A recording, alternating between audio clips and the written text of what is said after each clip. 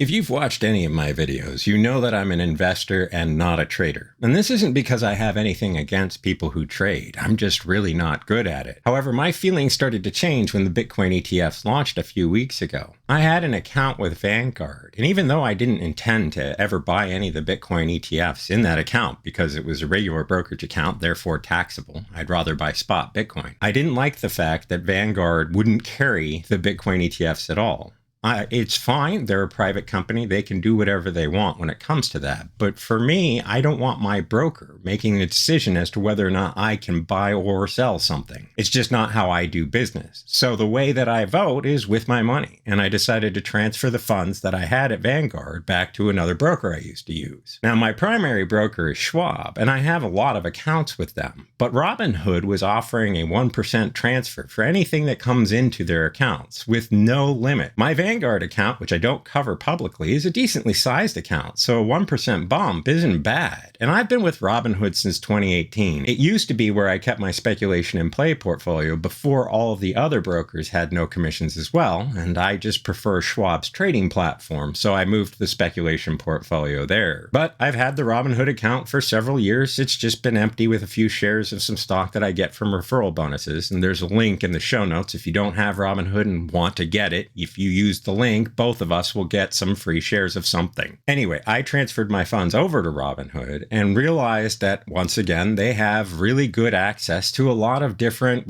degenerative behavior kind of things. Whether it's options trading or futures or crypto trading, it's all available in one shop. Additionally, when you're trading options with Robinhood, there's no commission. Now, the commissions are really cheap, even at Schwab. It's 65 cents a contract. But if you're trading a lot of contracts, that can add up. In my particular case, I wanted to start really small. There's a great book series called Stock Market Wizards, and there's a lot of different books in it. And in one of them, the author interviews a trader who says you should always start so small that you feel like you're wasting your time. By doing this, you can actually manage your risk to such a way that you're not going to lose that much money if something goes wrong. So I wanted to get back into options trading, and I wanted to do it in a very small way. So in this video, we're going to go on my journey of doing binary options trading on earnings. What this means is I'm going to make a bet on what I think is going to happen with the earnings of a company. And it can either go one way or the other, and that's it. That's what binary means. I'm either going to win or I'm going to lose these trades. Now, it's important to remember, for each one of these trades, I actually do hold a large position in the stock. So I'm only buying these options on those stocks because I know those companies so well. We're going to test me and see if I can predict whether or not these companies will beat or miss on earnings. And in most cases, you'll see I'll be buying put spreads, which means I want the stock to go down in order for the value of those put spreads to go up. But you'll also notice that I'm going to cap how much gain I can get significantly so that I can buy these put spreads for really cheap prices to just test my theory. I'm not in this right now to make money. I'm in this to experiment and see if I get it right. And for me, I find that I do better if I have real money on the line. So I don't paper trade. The first thing we need to do before we even get started is to create a spreadsheet where we're able to track all of the different things that we're using. I always use Excel for this kind of thing. And so we're going to make sure we get to decide what kinds of data we want. So on the very first one, we're going to put the ticker symbol. The next one, we're going to have the price, of course, which is the current price that it is at the time. We're going to start by making put spreads. So what this is this will be the long strike price, and then this will be the short strike price. When you're buying an option spread, whether it's a put spread or a call spread, what you're doing is buying one option and selling another that's further out of the money. What this will do is it'll limit the cost of the spread, but it also limits your profit. So the tighter the difference between the long strike and the short strike will make a big difference into how much profit you can get. So first off, I'm just going to put a ticker in here, and we're going to use Apple.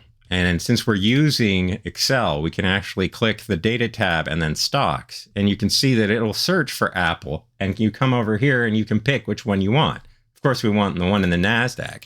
And that means this is now a data point, and you can see that it's given the name. In this case, I actually don't want to see the full name. I just want to see the ticker. So I'm going to move that stuff over here. When you click on the data point, you can see that it'll give you information on the actual stock, and you can see what the price is. You can see what the price at extended hours is, the ticker symbol, all of that stuff. But if you hit this little drop-down menu, you can pick the different data you want to put in the next available empty slot.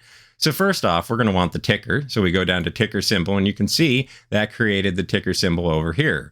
We can now shrink down this column so it's out of the way.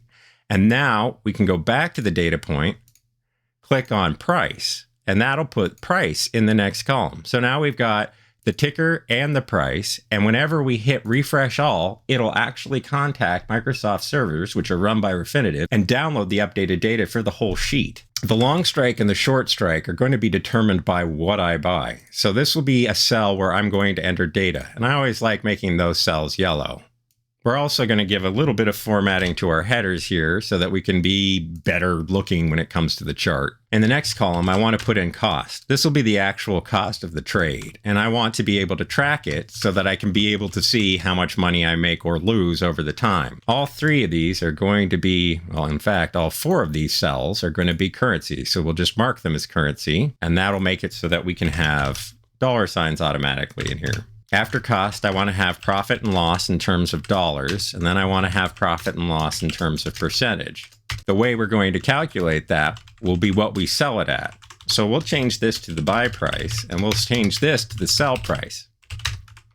And again, we're going to be entering all these in, except in this case, this is a percent and not a dollar sign. And I also want at least two points beyond the main percentage point to see what my profit and loss is. Next up, we're going to use some conditional formatting to make it so that if this, and now I just realized that both of these cells actually shouldn't be notes because they're going to be auto-calculated. And when you hit normal, you'll see it clears out what it used to be. So we have to go and hit dollar sign, we have to go hit percentage, then we have to give ourselves the 2 zeros and then center it. And now I want to see about conditional formatting. So whenever the profit and loss is greater than 0%, I want it to be green because that means I'm in the green. Whenever the profit and loss is less than 0%, I want it to be in red. And you can see now whenever it goes to negative, it'll be red, and whenever it goes to positive, it'll be green. You don't need to do this, but it's fun.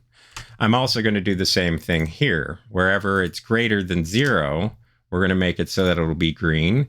And whenever it's less than 0, it's going to be red because it's going to directly correspond with the percentage profit and loss. And you could have done both of these together by highlighting both cells and then going up and doing conditional formatting, but this is just the way I'm doing it for right now. I also want to be able to fit more on here, so I'm going to make it so that everything's a 10-point font, and then I'm going to center it all. In fact, let's go ahead and move this over here. That way we have our buy price here, our sell price here, and then it will do the calculations here.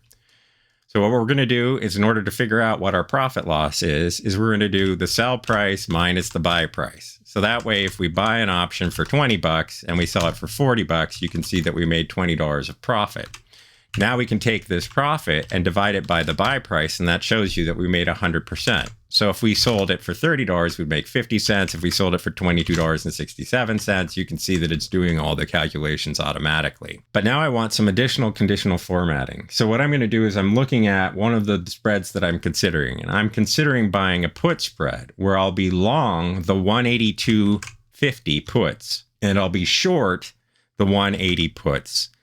So I'm going to do a put spread, and I just realized I forgot to enter the date in. So we'll do that here, and we'll give us a date, and we're going to say this put spread will be for February 2nd. That'll be the expiration date. And since this is a date, we'll right click on it. We'll go down to format cells, and then we'll select date. And when we hit OK, you can see it automatically makes that cell into dates. And when we enter in 2/2, it automatically assumes that you want the current year. This will be the expiration date for whatever options we're buying. And just like the other data in the cells, I want to make it yellow so that I can be able to know that this is where I enter something in. The option that I'm looking at is the 182.50, 180 options. So if we go down to 182.50 and 180, you can see there's the long strike price and there's the short strike price. This is the option I'm selling. This is the option I'm buying. If I can get this for the price that I've looked up already, it'll be $21 for the cost of the option. And the maximum profit that I could make is $229. And the maximum profit I can make is $229, which is the difference between the long strike and the short strike minus the cost of the trade. So the sell price maximum is the difference between the long strike and the short strike. So that's $250. And you can see that I have a maximum profit possibility off this trade of $229, which is more than a 10x of the money that I'm putting at risk. However, you can also see that in order for this trade to be completely profitable, what we need to have happen is Apple needs to sell off more than 192.42 to 180. It has to close at 180 or lower, which means that in order for this trade to be profitable, Apple needs to disappoint on earnings and then sell off at least 6.45% from this price. If Apple rallies into its earnings, then what's going to happen is this option will lose value as it goes into earnings and will need a bigger sell-off. So if it goes up 5 or 10%, this is probably not going to be a likely trade, which is why it's so inexpensive. I'm going to include one more cell here. We'll call this one thesis. The reason why we're going to call it thesis, and I'll probably change this in the future, so you may see the spreadsheet change, is I want to put in what my idea was. Right now, I think Apple is overvalued. So my thesis here is that Apple is currently trading at the highest PE ratio in its history. In fact, it's that overvalued, and it's rallied so much going into the earnings report that I honestly don't think it can possibly meet or exceed expectations. Historically, when Apple has missed, it can sell off as much as 10%. So a 6.5% sell-off isn't unheard of, but it is rare. So the likelihood this pays out is very slim. Whenever you create a sell like this that goes much longer than you want, instead of having to drag this out, you can actually just double click and Excel will automatically extend the cell to be as long as whatever it needs to be to fit all the data you have in that cell. Now that we've got our first ticker, we can just copy and paste it down here and repeat the process. So next up, I'm going to put in AMD. And you see when you change it in this cell, the data cell right here, it'll actually update and give you whatever you want for that particular chart. Now you can see here that it put the price of AMD at 1 cent, which means that whatever data point it got isn't the right one. Let's extend this and see what happens. See, it got one from a different exchange. When you see this kind of thing happen, what I'll also do is intentionally misspell the ticker. If that happens, you can see that we get the data selector screen to come up. And when you hit AMD, you'll be able to go down and select the right one. So instead of getting Arrow Minerals from the Australian exchange, we'll get the Advanced Micro Devices from the NASDAQ. Now we'll shrink this back up again. You can see AMD's in here. We've got the right price, but we don't have the right data. So we'll delete the cells that we can enter data into. In AMD's case, it's reporting earnings this week as well. And I think it's going to disappoint. AMD has gone up huge into earnings. And like I said, I hold all these positions long. So if it does exceed expectations, then I'll be profitable in my long positions. Plus, I'm spending so little money doing these trades that it's not even remarkably going to make a difference one way or another. If they do disappoint, these trades are profitable, it's not going to make a big difference because my positions are much bigger. But again, this is all experimental so that I can learn and figure out where to go from here.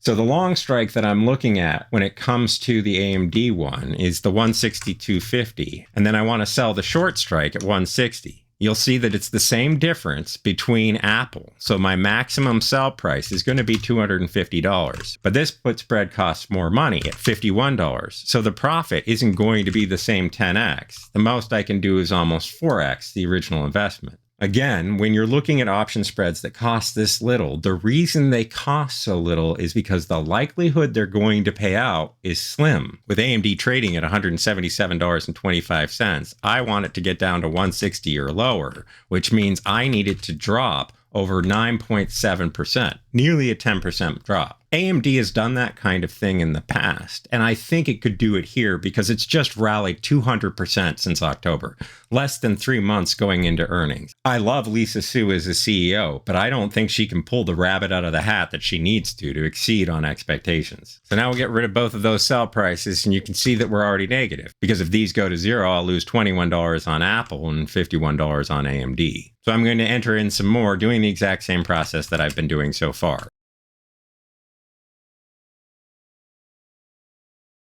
So at this point, I want to create call spreads too. The calculation is only slightly different, so we can use what we've created here, but change it once it's been pasted. you'll see that when you're buying a put spread, of course, you're buying a price that's higher and then selling the price that's lower. In call spreads, you're just doing the opposite. You're buying the lower strike price and then selling the high strike price. So what you need the stock to do is to go beyond the low strike price and above the high strike price. That way you'll get the maximum amount of profit for your position. In Microsoft's case, you can see that I have both a put spread and a call spread. At this point, I'm not sure which one I'm going to go with. But if Microsoft comes out, which is already at all-time highs, and exceeds expectations, I think it could rally more than 7%. And if it did so, this trade would pay out almost 10x. Again, the likelihood of this happening is very slim, which is why the cost of the options trade is only $47. But it could pay out up to $500, which would be a gain of 963%. I wouldn't mind that. I think I'm leaning towards doing the put spread on Microsoft because I'm already long Microsoft in my pandemic portfolio, but who knows? I could just do both. So if I bought both the put and the call spread, it would cost me $97. But if either paid out to the maximum, you could see that it would more than cover the loss of the failed spread. However, it's important to remember that it's possible that neither of these would pay out, which means I would just lose the $97 and have no profit. I also want to make it so that we have some more conditional formatting. So what I'm going to do is I'm going to make it so that as long as this is above the long strike price when it's a put, it'll be red. In other words, it's not profitable at all.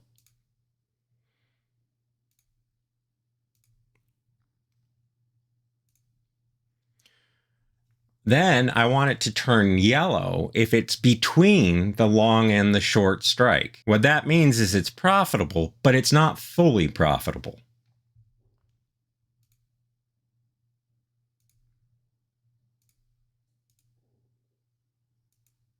And next, I want to make it so that if the price is lower than the short strike, that it will turn green. That'll let me know that I have the maximum profit for the trade at that time. Now, you have to get closer to your expiration date to be able to capture the entire profit. But if that happened even in advance of the expiration date, I would sell the trade and take whatever gains I had at that point. So next up, we'll test the settings, and you can see that it's already red, of course, because it's higher than the long strike. So I'll make it so that it's 180, 150, which would be right between them. You can see it turns yellow. Now I'll make it so it's less than the short strike price. So if I put in $179, you can see that it turns green. The great thing about doing this is when you hit data and you go down to the refresh all, it will automatically update all of these and they'll all turn color so you can know whether or not you're profitable. And if you are you at max profit? Since I forgot to do the conditional formatting before copying and pasting, and I don't want to go and do all of those processes for each of these cells, I can show you a trick. You can go up to conditional formatting, go down to manage rules, and you can see that there's a $sign between the column and the row for each one of these. What this means is if I copy the cell and paste it all the way down, they'll all compare to the very first row's long strike and short strike prices, but I don't want that.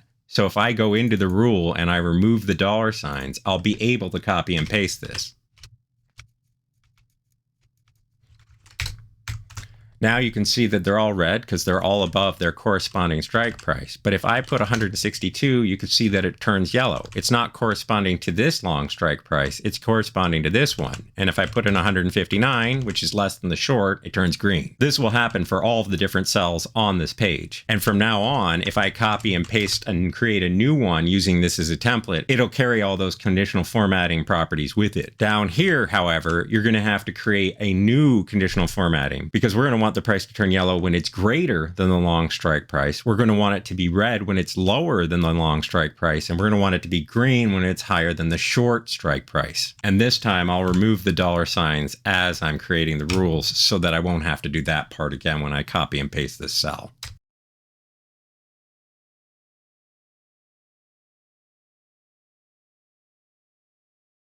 So now if we put in $431, it'll turn yellow. And if we put in 436, it'll turn green. And again, we can copy and paste this and use it as a template for all of our subsequent trades. The last thing I want to do is create a row that's totals. I want to see how much profit and loss I've made from all of the trades that I've done. So in this row, we're going to total up all of our buy prices.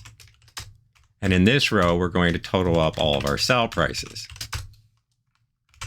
Here, we could either just copy and paste and have this be our profit and loss in total, Or we just copy the cell above, paste it down here, and it will automatically subtract the buy price from the sell price to give us our total profit. Here, we can do the same thing, copy this down, and you can see that if everything came out the way that I would like it, which would be full winnings, I could actually 3.5 times my $339 that I'd be putting in to give myself a total of $1,528 or $1,189 in profit. I'm going to come down here and turn this into a template. Or I'll just blank everything out. And that way I can copy this down here and adjust the sums. This way, when I create new call spreads, I'll be able to have it automatically do the totals for me. And there you have it. Once you hit save, you've got your spreadsheet. So the next step will actually be me deciding which of these I'm going to follow through in and buying them from Robinhood. So stay tuned.